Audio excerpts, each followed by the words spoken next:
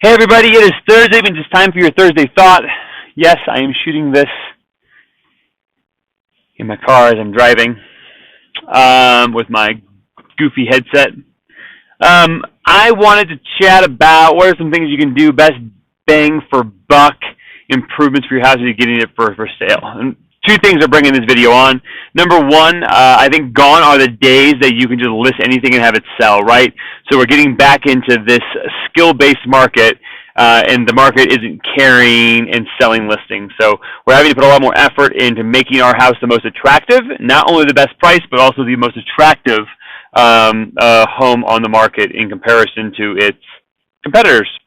So the biggest things that we can do are really painting floors. I mean, they are large items. They're not, but they are also not that expensive, and they are some of the best bang for buck things that you can do in your house. So getting the house painted and then redoing floors. So carpet in bedrooms and hallways and living spaces, and then like a luxury vinyl plank or a laminate or something along those lines in the kitchens, bathrooms, and such.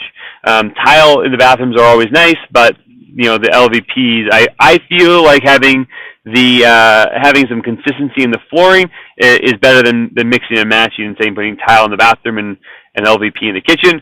I would rather just say go with an LVP throughout the rest of it. It goes down pretty easy. It's fairly inexpensive. It looks great. It holds up, and so I'm a big fan of the LVP product.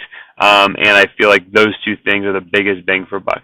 Beyond that, you want to start looking at baseboards and some trim. They're also not all that expensive, and if you're painting, it can really change the look and feel of a house. The older homes are that smaller baseboard. Now that wider and a little bit thicker baseboard is a lot more common, and it really just changes the look. And that includes kind of casements around windows as well as around doors. You can really change the way a home looks by doing just those three things. Once you get beyond that, you really want to kind of focus on kitchen and then master bedroom, master bathroom. And that's where things can start to get expensive when you start refinishing cabinets, or adding hardware is pretty easy, but if you start refinishing cabinets or redoing countertops, things start to get a bit pricey. But I've worked with a lot of buyers who said if it doesn't have granite or quartz or some type of solid surface countertop, we don't want it, right? So it's a must for some people. So changing that kitchen, that master suite setup are the next two places to focus. Another good thing to consider is, especially if your home is mismatched, and what I mean by that is if you have those old gold or brass type lighting fixtures, but then there are other places you have a brushed nickel, and other places you have chrome fixtures. It really detracts from the cohesiveness of the entire property. So those fixtures, swapping them all out for something that's newer, more modern. They're not very expensive per fixture, but when you go through the entire house and you're replacing 8 or 9 or 10 different light fixtures, and you're replacing many doorknobs and hinges and things along those lines, it does add up, and it becomes kind of a pain in the butt swapping out all those individual fixtures, faucets, and things along those lines. But anyway, those are also some things that you can do that aren't terribly expensive, that can really change the look and feel of a house. So just to kind of recap, again, carpets and floors and paint, interior paint can really change the outlook of a house.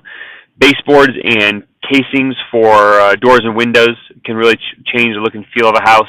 After that, focus on the kitchen and master bath. And then beyond that, fixtures to get some good cohesiveness throughout the rest of the house is always a good thing to do. Curb appeal always is kind of a must, especially that front when they first pull up, making sure that your front entryway is clean, all the cobwebs are knocked down, maybe a fresh coat of paint around the door, maybe even on the door, depending on what type of door you have.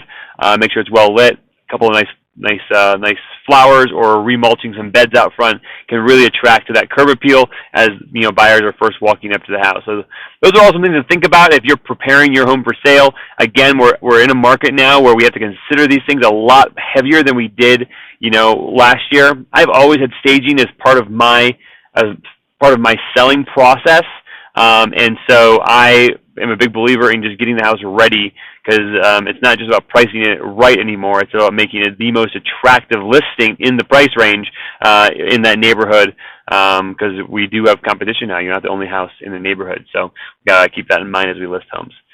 Thanks for tuning into this week's Thursday Thought. Sorry for the long video. Thanks for tuning into my ramblings. I really appreciate it. And we'll see you next week on next week's Thursday Thought. Ciao.